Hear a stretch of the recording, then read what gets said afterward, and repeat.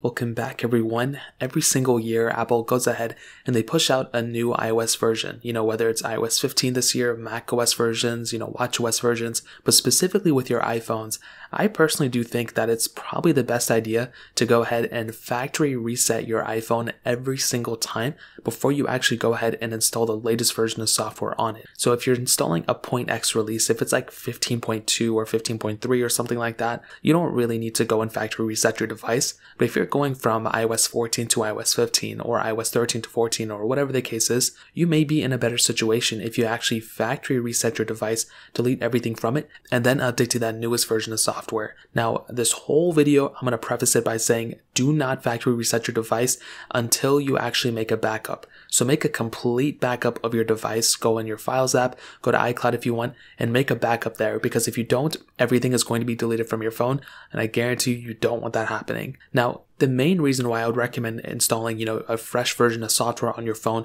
after it's factory reset is mostly because, from my experience, installing the newest version of software always messes up my storage for that time being, every single time. And I don't know why it happens every single time, but there's always like 20 or 30 gigabytes of just storage being taken from my device after I update my device. And I don't know why this happens.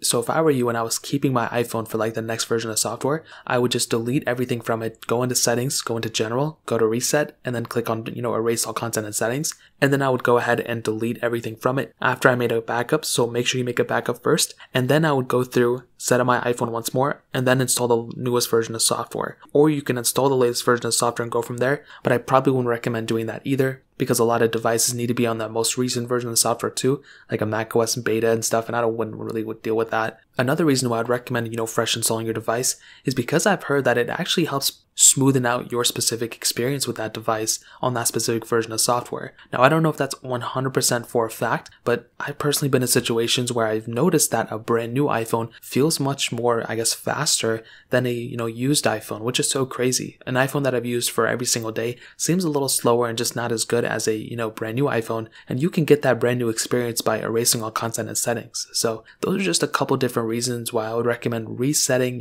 factory resetting, erasing all content and settings on your iPhone probably every single year, because if you're installing the newest version of software, I'd recommend doing that in order to get the best experience. But like I mentioned for the fourth time in this video, please do not do that until you make a backup of every single thing on your device. So in terms of that pretty much covers it up. If you guys have any other questions or anything like that, let me know in the comment section below. Hit the like button, that would mean so much, but definitely hit that subscribe button. More importantly than everything else, I love every single one of you guys. Hopefully I'll catch you guys in the next video. Peace out till then.